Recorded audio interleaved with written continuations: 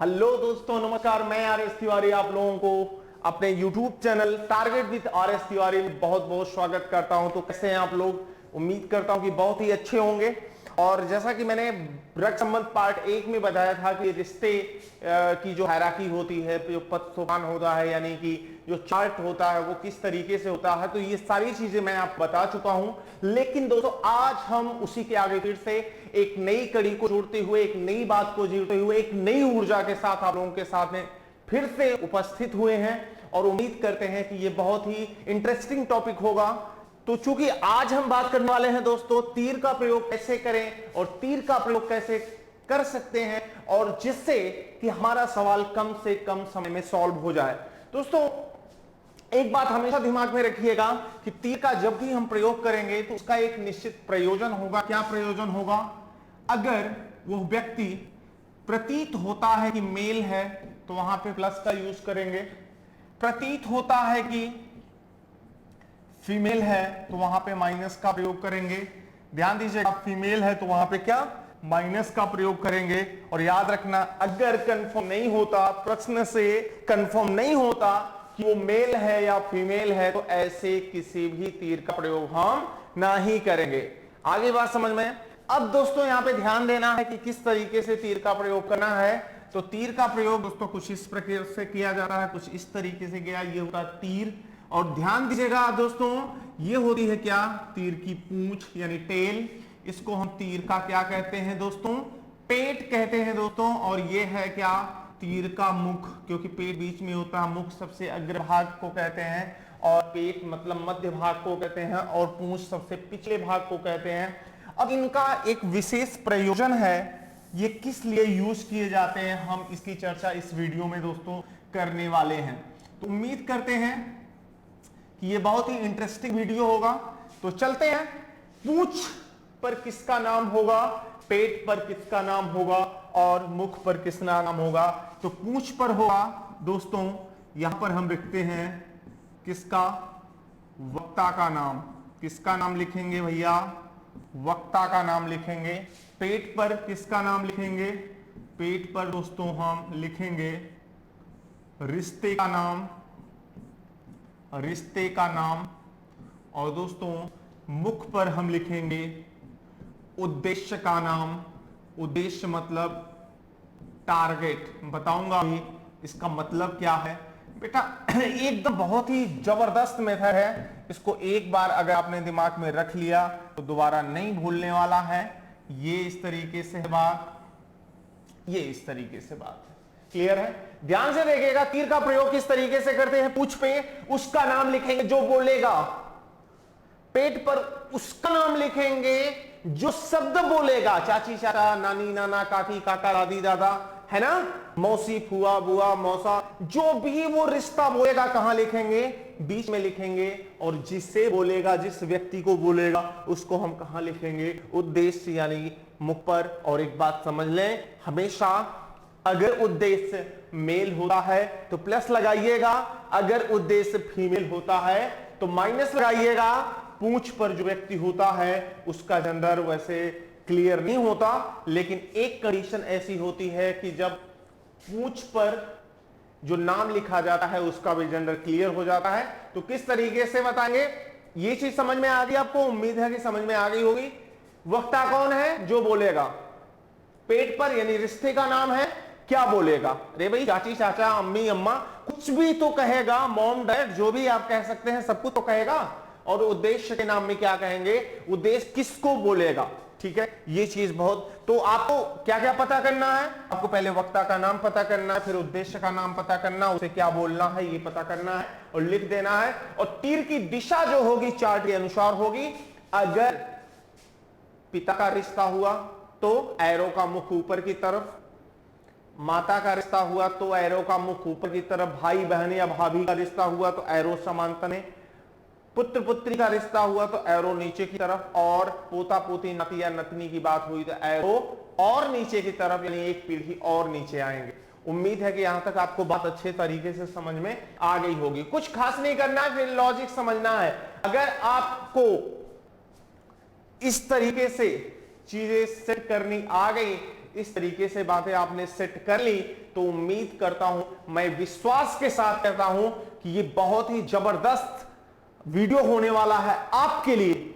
अगर आप लास्ट तक ये वीडियो देखते हैं तो निश्चित तौर पे इसमें आपको पूरा पूरा लाभ मिलेगा। ठीक है, चलिए अब बताते हैं कि तीर हम लगाते कैसे हैं। ये तो हो गया, चलिए मिटा रहे हैं भैया इसको, ध्यान दीजिएगा। अब तीर लगाते कैसे, जैसे मैं कहूं ए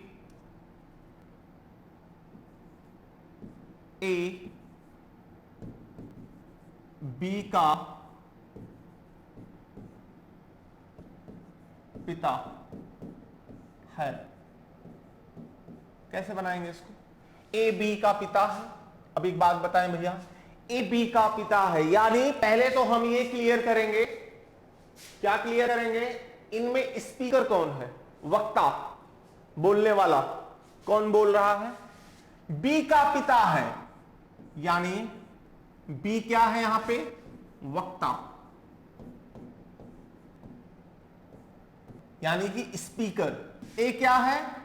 उद्देश्य, टारगेट। पिता क्या है? रिश्ते का नाम, रिश्ते का नाम। अब बनाएंगे कैसे? पिता एक पीढ़ी ऊपर होता है, हो गया एक पीढ़ी ऊपर, पिता एक पीढ़ी ऊपर हो गया, यानी ए पिता है, A is the father of B, यानी ए पापा है किसके? बी के। ए पापा है बी के, तो पापा क्या होते हैं? मेल की फीमेल? मेल होते हैं, पापा होते हैं मेल, इसलिए यहां प्लस लगा देंगे और यहां पे हम पिता लिख देंगे। ये देखो एरो बन के कंप्लीट हुआ, बोलो सही है कि नहीं है? एरो बन के कंप्लीट हो गया। ठीक इसी प्रकार से अब बी का जेंडर क्लियर नहीं है। क्यों बी का जेंडर क्लियर नहीं है? क्योंकि बी ए की पुत्री भी हो सकती है और बी ए का पुत्र भी हो सकता है, क्योंकि पुत्री होगी या पुत्र होगे, लेकिन बोलेंगे तो पिता ना, बोलेंगे तो पापा ना, बोलेंगे तो फादर ना, बोलेंगे तो अब्बा अबू, जो भी बाबू, जो भी कहना चाहे सब तो कहेंगे। यही इसका रूल होता है, इसको आप दिमाग में रखिएगा। इस तरीके से बनाते हैं, A is the father of B.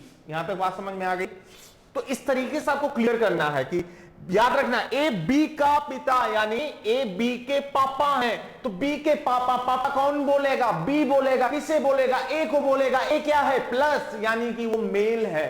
अगर यही माता होती तो हम क्या करते? माइनस लगा देते, लेकिन यहां पे क्या करेंगे? हम प्लस लगाएंगे। बात समझ में आ गई? दूसरी बात ध्यान से देखिएगा, जैसे मैं कहूं ए बी की माता है, बात समझिएगा, ए बी की माता है, तो ए माता किसकी? बी की। यहां पे लिख देंगे माता, बन के तैयार। देख लो, A is the mother of B. B का जेंडर यहां भी क्लियर नहीं है। क्यों? क्योंकि बी वक्ता है, बी स्पीकर है, बी बोलने वाला है या बोलने वाली है। उम्मीद करते हैं समझ में आ गया होगा। याद रखना, जो व्यक्ति बोलेगा उसका नाम पूंछ पर लिखेंगे, जिसे बोलेगा मुख पर, और जो बोलेगा, अरे माता पिता चाचा चाची नानी नाना काकी काका कुछ तो बोलेगा, तो जो बोलेगा वो बीच में लिखा जाएगा। ये है भैया एरो का यूज। ये तो हो गई एक पीढ़ी ऊपर की बात, क्योंकि भैया ये प्लस होता, ये जीरो और ये +1, कहने का मतलब ये जीरो की पीढ़ी, ये +1 की पीढ़ी। तो इस तरीके से आप इसे सेट करेंगे। आगे बढ़ते हैं, जैसे मैं कहूं ए बी का भाई, देखो भैया ए भाई है ना, भाई क्या होता है? प्लस किसका? बी का। भाई कहां लिखेंगे? यहां लिख दिया भाई, ए बी का भाई हो गया। ए बी का भाई, बी उसकी बहन है कि भाई है पता, लेकिन यह पता है कि ए मेल है। याद रखना, जो उद्देश्य होता है, जो टारगेट होता है, वो हमेशा फिक्स होता है। टारगेट हमेशा फिक्स होता है, लेकिन जो वक्ता होता है, बोलने वाला होता है, वो फिक्स नहीं होता। दिस इज द कॉन्सेप्ट, ये रूल है। इस रूल को आपको समझना पड़ेगा, इस रूल को जानना पड़ेगा और ये बहुत जरूरी है। समझ है ना? आगे चलते हैं। जैसे मैं कहूं ए बी का पति है, बात समझिएगा, ये इसके लिए हुआ था, अभी मैं इसके लिए बात करूंगा। तो ए पति है, पति क्या होता है? प्लस किसका पति है? बी का पति है।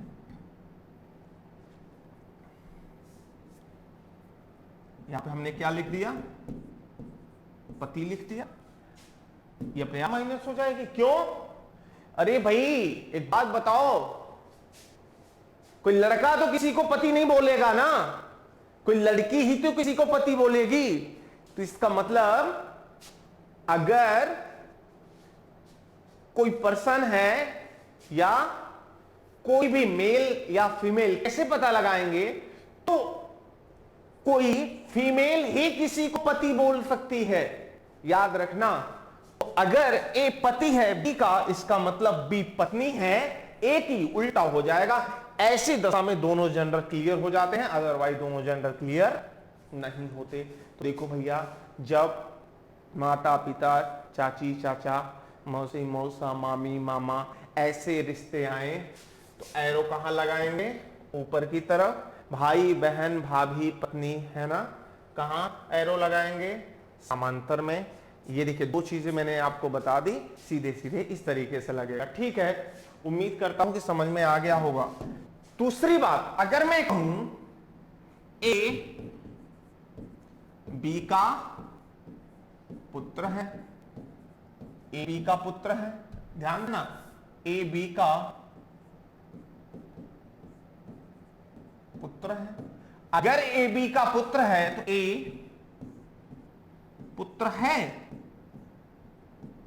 किसका पुत्र है? पुत्र क्या होता है? प्लस, और किसका पुत्र है? बी का। और याद रखना यहां बी का जेंडर क्लियर नहीं है, बी पता नहीं एक का पिता है या एक की माता है, बी के बारे में ऐसा कंफर्म करना उचित नहीं है। तो ये है सिस्टम, याद रखिएगा। अगर मैं आपसे कहूं, याद रखना, ए बी का दादा है, ध्यान देना, तो ए दादा बी का, ये हो गया दादा। दादा क्या होता? प्लस, इसका नहीं पता है, छोड़ दो उसके बारे में, लेकिन ये 0 + 1 + 2, याद रखना बीच में बी के पिता का स्थान है, जो कि उसे हमें इंगित करने चलना पड़ेगा, इंगित करते हुए चलना पड़ेगा। अब यही पोता पोती, नाती या नतनी की बात आ जाती तो एरो जितना ऊपर की तरफ गया है दोस्तों, उतना ही आ जाता नीचे की तरफ। ये इसका सिस्टम है। अब इसका प्रश्नों में हम यूज करेंगे भैया, इसका प्रश्नों में यूज करने का जो मेथड है, किस तरीके से यूज करेंगे, इसके बारे में हम पूरी बात बताएंगे, पूरी जानकारी आपको देंगे। अब प्रश्न में इसका कैसे यूज करते हैं, प्रश्न में किस तरीके से यूज किया जाता है, किस तरीके से बताया जाता है, इस पर हम डिस्कस करेंगे दोस्तों अगले टॉपिक पे, यानी अगले वीडियो में। रूल इसका यहीं पे होता है क्या? समाप्त। लेकिन अभी हम समाप्ति की बात नहीं करते हैं, थोड़ी सी और इसमें बात बता देते हैं। हाँ, थोड़ी सी और बात बता देते हैं, उसके बाद समाप्त करते हैं। कुछ चीजें और होती है, जैसे सेफ फैक्टर होता है, इसको क्या बोलते हैं हम? Safe factor. दोस्तों ये सेफ फैक्टर क्या है, याद रखिएगा। सेफ फैक्टर से क्या होता है? जैसे मैं कहूं, एक छोटी सी बात है, ए मान लेते हैं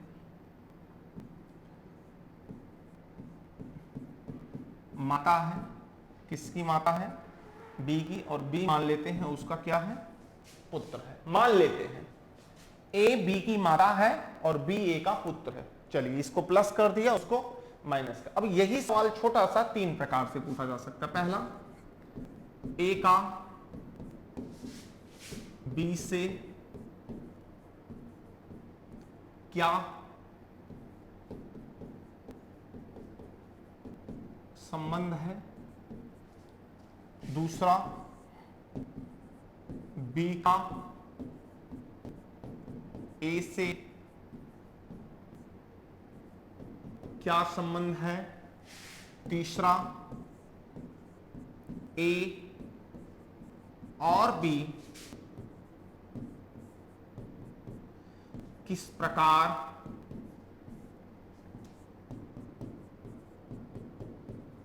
संबंधित हैं। याद रखना दोस्तों, इस तरीके का प्रश्न बनेगा। तो इस तरीके के प्रश्न को हम कैसे लगाएंगे, कुछ नहीं ख्यास करना है। से फैक्टर कहता है ना, जिसके साथ से लगा हो उत्तर देते समय वो बोलेगा। तो ए का बी से, बी बोलेगा, क्या बोलेगा बी, ए को माता।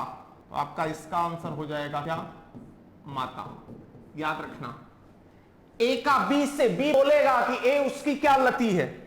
दूसरा सवाल यहां से, बी का ए से, अब की बात ए बोलेगी किसके लिए, बी के लिए, क्या बोलेगी, इसको पुत्र बोलेगी। याद रखना, बी को बोलेगी कौन, ए, क्या बोलेगी, पुत्र बोलेगी। क्यों, क्योंकि यहां पे से किसके साथ लगा हुआ है, ए के साथ। तो जिसके साथ से लगा हो वो बोलेगा। आगे प्रश्न सॉल्व करूंगा, बताऊंगा। ए और बी किस प्रकार संबंधित है, दोनों रिश्ता लिख दो, माता पुत्र। हो गया। तो दोस्तों इस वीडियो में बस हम इतना ही बताएंगे, क्योंकि इसमें मुझे केवल रूल ही बताना था। अगला टॉपिक आपका अभी पीडीएफ मैं आपसे सॉल्व करवाऊंगा, ठीक है। तो उसमें बहुत इंपॉर्टेंट चीजें मैं आपको बताने वाला हूं।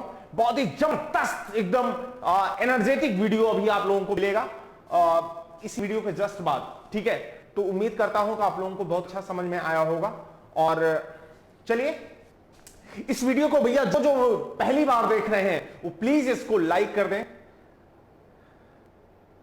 शेयर कर दें, चैनल को सब्सक्राइब कर लें ताकि आपको नोटिफिकेशन मिलता रहे, और बेल आइकन दबाना बिल्कुल ना भूलिएगा भाई, ठीक है। तो क्योंकि देखो भाई, आपको शेयर करने में कुछ नहीं जाता है, ठीक है, आपका कोई नुकसान नहीं है, पैसे नहीं देने हैं आपको उसमें, ठीक है। बस आप सब्सक्राइब करिए और हमसे जुड़े रहिए। बाकी जो भी बातें होंगी मैं आपको समय समय पर बताता रहूंगा। तो अगले वीडियो में हमारी आपसे फिर से मुलाकात हो, तब तक के लिए नमस्कार, जय हिंद।